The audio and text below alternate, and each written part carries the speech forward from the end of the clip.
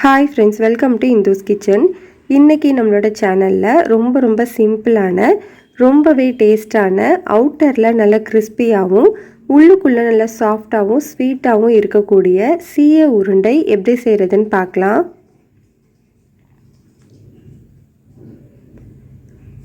சீயம் செய்கிறதுக்கு நான் இந்த கப்பில் தான் 1 கப் அளவு கடலைப்பருப்பு எடுத்திருக்கேன். கடலைப்பருப்பை தண்ணியில் 3 முறை நல்லா கழுவிட்டு நல்ல தண்ணி சேர்த்து 1 மணி நேரம் ஊற வச்சுருக்கேன்.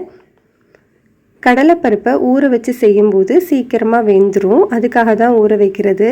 சப்போஸ் உங்களுக்கு ஊற வைக்க நேரம் இல்லை அப்படின்னா நீங்கள் டைரெக்டாகவே கடலைப்பருப்பை கழுவிட்டு ஒரு குக்கரில் சேர்த்துக்கலாம்.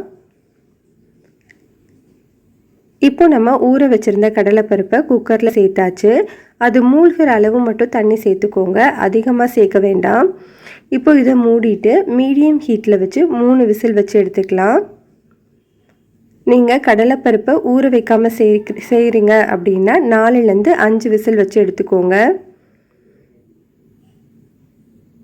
3 விசிலுக்கு அப்புறமா கடலைப்பருப்பு நல்லா மலர்ந்து வெந்திருக்கு.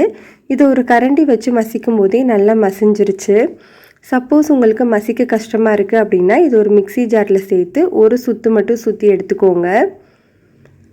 கடலைப்பருப்பு அங்கங்கே முழுசாக இருக்கிற மாதிரி பார்த்துக்கோங்க, அப்போ தான் சாப்பிடும்போது நல்லா டேஸ்ட்டாக இருக்கும். இப்போ இதை தனியாக வச்சுட்டு நம்ம மேல் மாவு ரெடி பண்ணிக்கலாம்.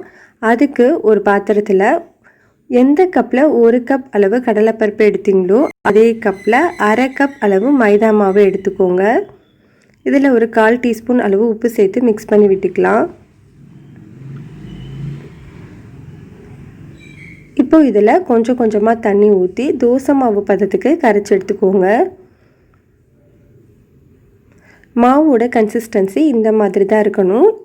இப்படி இருந்தால் தான் நம்மளுக்கு அவுட்டரில் நல்லா தின்னாகவும் கிறிஸ்பியாகவும் இருக்கும். நம்ம உள்ளுக்குள்ளே வைக்கிற பூரணம் ரெடி பண்ணுற வரைக்கும் இது ஊறட்டும்.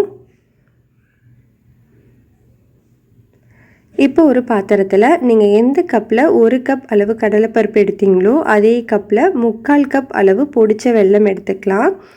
1/4 கப் அளவு தண்ணி சேர்த்து நல்லா மிக்ஸ் பண்ணி விட்டுக்கோங்க.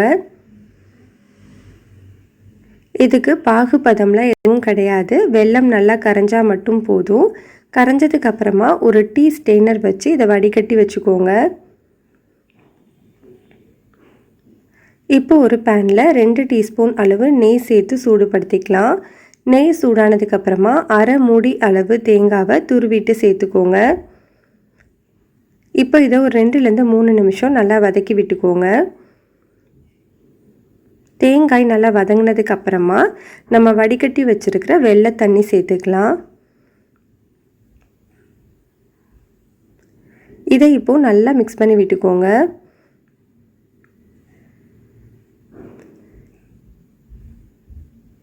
இதில் இப்போது 1/2 டீஸ்பூன் அளவு ஏலக்காய் தூள், ஒரு பிஞ்ச் அளவு உப்பு சேர்த்துக்கலாம். உப்பு ஒரு பிஞ்சு சேர்த்துக்கிட்டிங்க அப்படின்னா அந்த ஸ்வீட்னஸை நல்லா தூக்கி கொடுக்கும்.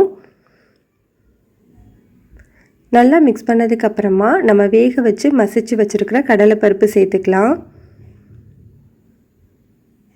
இதை இப்போது நல்லா மிக்ஸ் பண்ணி விட்டுக்கோங்க. இந்த பூரணம் நல்லா கெட்டியாகணும், அப்போ தான் நம்மளுக்கு உருட்டுறதுக்கு ஈஸியாக இருக்கும்.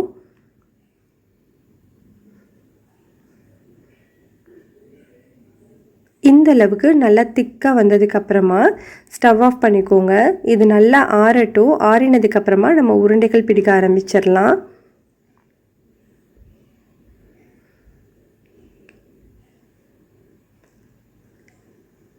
இப்போ நம்மளுக்கு பூரணம் நல்லா ஆறிடுச்சு. உங்களுக்கு எந்த சைஸில் சீய உருண்டைகள் வேணுமோ அதுக்கேற்ற மாதிரி மாவு எடுத்து இந்த மாதிரி நல்லா உருட்டி வச்சுக்கோங்க. இதே மாதிரி நம்ம எல்லா மாவையுமே உருட்டி எடுத்தாச்சு. இப்போ நம்ம செய்ய ஆரம்பிச்சிடலாம்.